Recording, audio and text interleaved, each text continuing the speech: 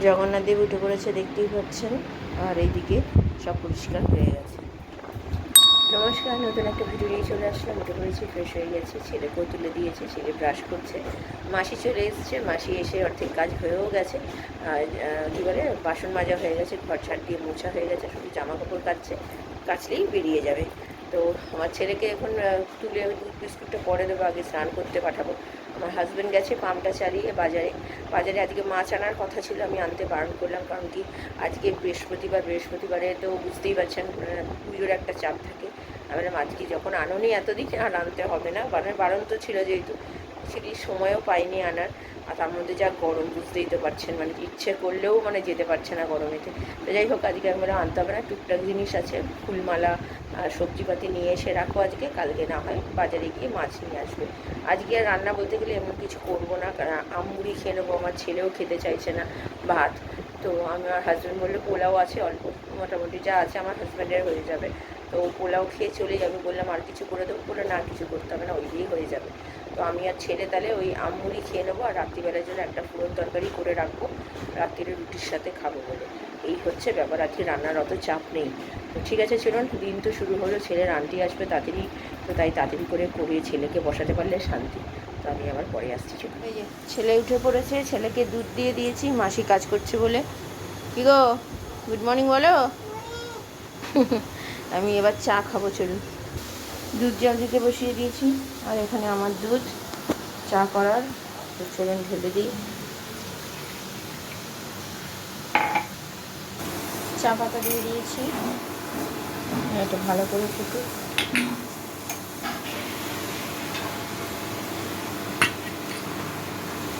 দুধ আছে,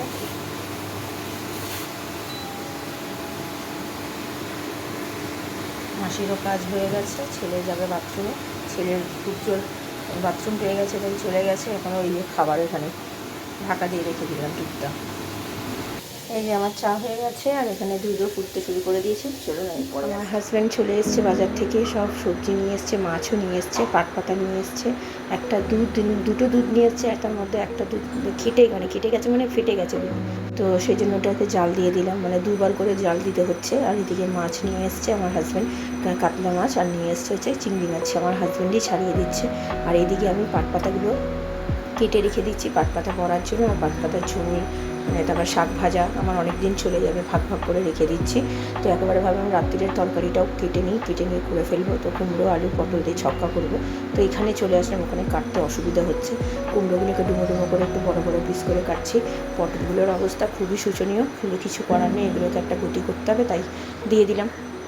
এর মধ্যে অল্পই দিয়েছি, কারণ আমার ছেলে পছন্দ করে না, আমার হাজব্যান্ড, আমি কেউই পছন্দ করি না, তাও আনবে পটল।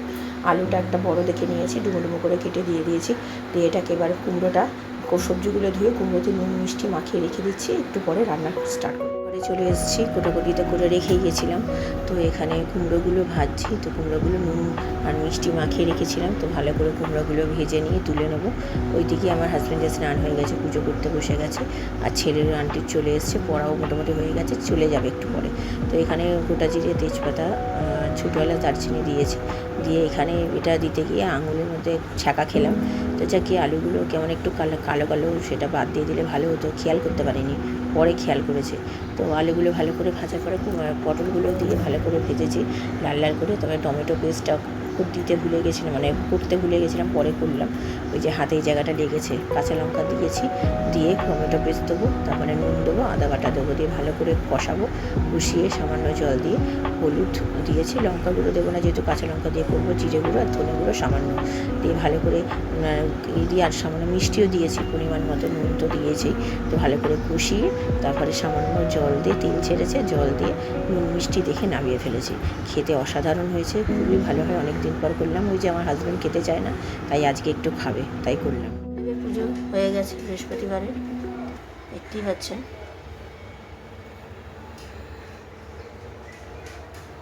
আমার হাজব্যান্ডকে খেতেও দিয়ে দিয়েছি। এই যে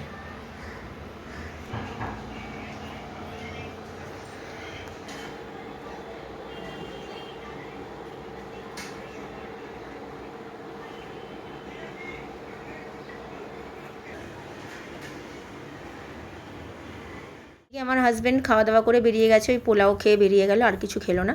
আর আমাদের তো আজকে আমমুড়ি খাওয়া হবে। তো আমার স্নান হয়ে গেছে, ছেলের স্নান তো অনেকক্ষণ হয়ে গেছে, সকালবেলা উঠেই স্নান টান করে দুধ বিস্কুট আন্টির কাছে বসেই খেয়েছে, আন্টি যেহেতু চলে এসেছিলো। তো আজকে বিকেলে ছেলের আন্টি নেই, অতএব অতটা মানে টেনশন নেই যে বিকেলে আবার আন্টি আছে এরকম ব্যাপার। আমার পরানো আছে। তো জামা কাপড়গুলো মোটামুটি সব শুকিয়েই গেছে, কিছু 2-3টে মতো ভেজা আছে, সেগুলো পরে তুলবো। তো এখন এগুলোকে পাট করে রেখে খেতে দেবো, ছেলে আর আমি খাবো। ছেলেকে আজকে খাইয়ে দিতে হবে, কারণ কি আমমুড়ি ও নিজে একা কতটা কি খাবে না খাবে, সেই জন্য আমাকে খাইয়ে দিতে হবে, তারপরে আমার খাওয়া। তো চলুন এদিকে এগুলো করে আগে খাওয়া দাওয়া সারি, পরে আসছে। খাবি না? চলো খাবে, চলো আমমুড়ি মেখে দিই, চলো খাইয়ে দিতে হবে না নিজে খাবে? কেন খাইয়ে দেবো, মেখে টেখে দেবো একসাথে, তাহলে আমারও তো খিদে পেয়েছে, বলো। খাও না, চেষ্টা করো খাবার, সবসময় কি মাম্মা খাইয়ে দিলে হবে এইসব জিনিস? আর যখন চাউমিন বিরিয়ানি তখন তো আমাকে খাইয়ে দিতে হয় না, তখন তো নিজে খাও। তখন ও আচ্ছা, তখন খেতে পারো সেইগুলো, কেন এইটা কেন খেতে পারো না, কী এমন আছে? আর তোমার তো খুব ভালোই লাগে, তুমি তো বেশ পছন্দ করো। এদিকে তাকাও, মোবাইলটা সরাও মুখ থেকে, সরাও। হ্যাঁ, মোবাইল নিয়ে সবসময় বসে থাকলে হবে? এই পড়াশোনা করেছো একটু, ঠিক আছে, একটুখানি খেলাধুলা করলে, মোবাইল নিয়ে বসে পড়েছো। চলো খাবে, চলো মেখে দিচ্ছি, নিজে একা খাও। নিয়ে যা, আন্টির পড়া আছে সব কিন্তু করবে, আর পরের সপ্তাহে কিন্তু শুক্রবার স্কুল খুলে যাচ্ছে। অতএব এবার পড়াশোনার মধ্যে, এমনি তো পড়াশোনা তো করছো, আরও ফোকাস করো, ঠিক আছে? ছেলের বললো যে ও আমমুড়ি খাবে না, ওর এখন ইচ্ছে হয়েছে ম্যাগি খাবার। তো ম্যাগি এটা নয় যদিও, সেইটা যেটা খাই আমরা, এই যে জিম্বা, তো ওইটাই আমি করে দিচ্ছি। তো আমার জন্যও বললাম আর নিয়ে আয়, তাহলে শুধু আম খাবো আর এমনি খাই এটা। চলুন করি, ছেলেরটা হয়ে গেছে, আর একটু শোকা। আর এটা হচ্ছে রাত্রিরের খাবার, দেখতেই পাচ্ছেন। আমার হাজব্যান্ড বলেছে পরোটা খাবে। এই যে এটা আমার ছেলে, এটা হচ্ছে আমার, আর এটা রাত্রিরের। চলুন খাওয়া দাওয়া সেরে নিই, পরে এসছি। এই যে আমার ছেলে আইসক্রিম নিয়ে এসছে, দাও আমাকে দাও। এই আমার হচ্ছে এটা, আর তোরটা এটা। এটা হচ্ছে পেস্তা কুলফি, আর এটা হচ্ছে রসমালাই কুলফি। খাও, চলুন খুলি।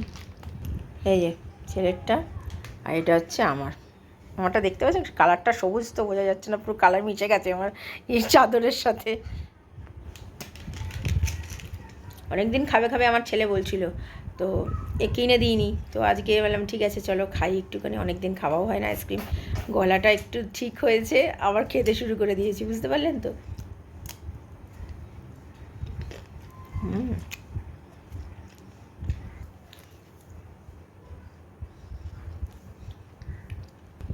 সত্যি কিন্তু খুব ভালো খেতে এটা।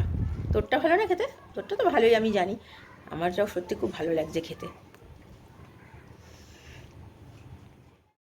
ছেলে সন্ধে দিতে বসে গেছে, আমার স্টুডেন্টরাও চলে এসছে, কাজের মাসি কাজ করে চলে গেছে।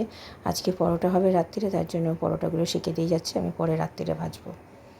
স্টুডেন্টদেরকে ছেড়ে দিয়েছি, দিয়ে তারপর আমি আমার ছেলেকে পড়াতে বসেছি। ছেলে তো জানেন আমি না বসালেও পড়তে বসতে চাইবে না। দুপুরবেলা একটু পড়েছে, এখন এক জিনিস বুঝতে পারছে না ভূগোলের, তো সেই ভূগোল নিয়ে এখন বসেছি পড়াতে। তো ওই বোঝাচ্ছি কী আছে ভূগোলের পড়াশোনা। এত গরম লেগে গেছে, একটু এসিটা চালিয়েছি, এতটা গরম আজকে, মানে কদিন ধরে মানে বেশ ভালোই গরম ছিল, কিন্তু এতটা আজকে মনে একটু বেশি গরম লাগছে। তো যাই হোক, আজকে আমার যে আরেকটা যে স্টুডেন্ট আছে, সে বাবা এসে তাড়াতাড়ি করে নিয়ে চলে গেল, শরীরটা ভালো না, ডাক্তারের কাছে যাবে। আর যাকে পড়াচ্ছিলাম সেও চলে গেল একটু আগে। তো পরোটা জানেন, সেই জন্য পরোটা করতে চলে এসেছি, ছেলের জন্য করে দিচ্ছি, পরে আমাদেরটা করব। ছেলে দুপুরবেলা আমার সাথে ওই ম্যাগি খেয়েছিল, তারপরে একটু আইসক্রিম খাওয়া হয়েছে, তো তার জন্য তোর খিদে তো পেয়েছে। সন্ধ্যেবেলা আমি বললাম ওকে দুধ বিস্কুট খেতে, ও খেলো না। তো এখন বেশিরভাগ খেতে সন্ধ্যেবেলা কিছু খায় না, কারণ কি দেরি করে আমাদের খাওয়া হয়, তো পেটটা ভারী থাকে রাত্রিরে, নালে কিছু খেতে পারে না, তার জন্য বেশিরভাগ খেতে খাই না। তো তাই এখন পরোটাগুলো ভেজে নিয়ে তারপরে জামা কাপড় ভেজাবো, ছেলেকে খেতে দিয়ে দেবো। ছেলেকে আজকে আমি খাইয়েই দেবো, আগে খাইয়ে নিয়ে তারপরে জামা কাপড় ভেজাবো। তো চলুন, এইদিকে পরোটা অনেকগুলোই করতে হবে, এখন সবে 4টে মাত্র করে দিলাম ছেলেকে। তো ওর প্রচণ্ড জোর খিদে পেয়েছে, আর এই তরকারি দিয়ে পরোটাটা খেতে এত ভালো লেগেছে, মানে কি বলবো, আমার ছেলে হাজব্যান্ড সবাই বলছে খুব ভালো হয়েছে।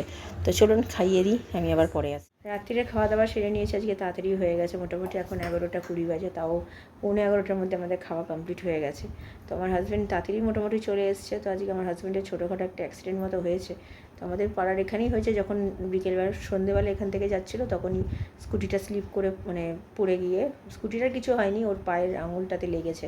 তো লেগেছে বলতে বেশ ভালো ফুলে গেছে আঙুলটা। আর আমার হাজব্যান্ডের ওই আঙুলের নখটাতে একটু মানে যেখানে নখের মাঝখানে জায়গাটা আমার যেরকম লেগেছিলো নীল হয়ে গেছিলো, সেরকম জায়গাটা থেকে মানে জায়গাটা ফেটে গেছে, ফেটে গিয়ে ওখান থেকে গলগল করে রক্ত মানে ব্লিডিং হচ্ছিলো।